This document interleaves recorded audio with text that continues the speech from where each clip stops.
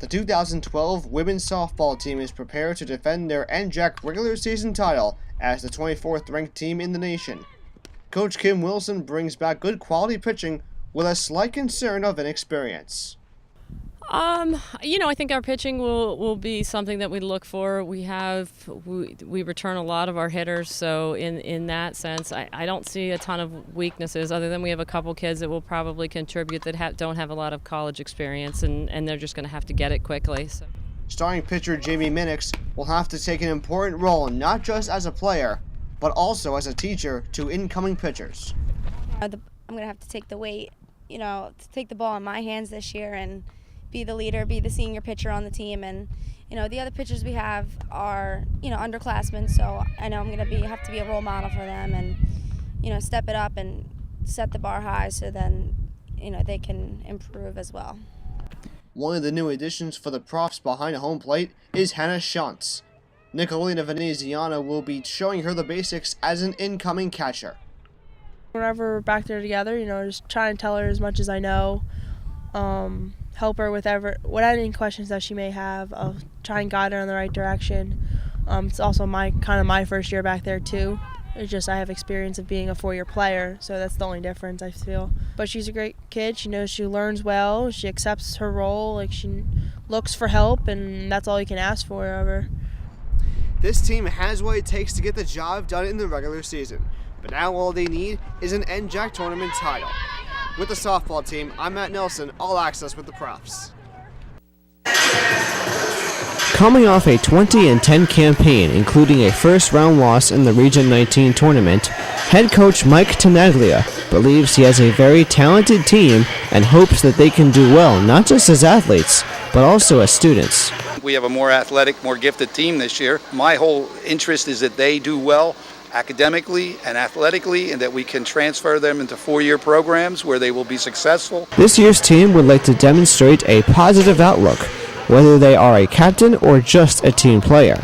Speed could play a huge factor into the flow of their offensive and defensive plays. Keep a positive attitude most of the time. Just show your leadership. We have a lot more speed this year. Height's not really, it might be a problem, but I think we'll fight over it with our speed. We'll probably do the same plays as we did last year, or somewhat, but we'll be able to push the ball up and down the court faster, have better full court pressure for defense. The Lady Vikings are prepared to open their season this Saturday at Roxbury, Massachusetts. They will get underway at 6 p.m. Reporting from the Mercer Gymnasium with the women's basketball team, I'm Matt Nelson, MCN Live News. Good evening, I'm Matt Nelson. This is Eyewitness Sports. The Sixers travel to Newark, New Jersey tonight in jeopardy of falling out of the playoffs. And it's must-win games from here on out. Let's go to the game. After a slow start, Sixers turn on here with Andre Iguodala going in for the jam. Sixers lead by 5. At the half, Lou Williams takes the ball to the length of the court. 3-ball is good. Sixers up by 9 at the half. Spencer Hawes comes off the bench with a big night. 19 points, 8 boards, 3 blocks. Sixers up by 16 after 3. They kept on going. Drew Holiday with the dish to Thaddeus Young, who provides the exclamation point. Sixers win 107-88 over the Nets. 4-game losing streak is over with. Well, the Flyers open their playoff run tomorrow night in Pittsburgh. Philly has won 5 of 6 at the Consol Center and won the season series 4-2. Here they are now boarding the plane heading to the Steel City. Now the Penguins have the best record in the NHL since January 1st, and they're good storylines. Max Talbot and Jaromir Jagr help the Pens win cups, and bad blood should bring out the best in both teams. Leaving Pittsburgh after 6 years, having a chance to play them this year and playoff is a huge challenge for me, and I'm looking forward to it. I've never been on a more friendly team than this, Philadelphia Flyers team. I didn't see any fight between the players or coaches, any groups. It's a special group. Well, the Phillies are back in action tomorrow against the Miami Marlins in a great matchup. Doc Holliday will face Josh Johnson, and the Marlins will not have their manager Ozzie Guillen. Guillen suspended without pay for 5 games by the Marlins for his remarks praising Fidel Castro, and it did not go well in South Florida. Many in the community consider themselves victims of the dictatorship. Ozzie says he was thinking in Spanish, but speaking in English, and it came out wrong. And that'll do it for Eyewitness Sports. I'm Matt Nelson. Have a great night.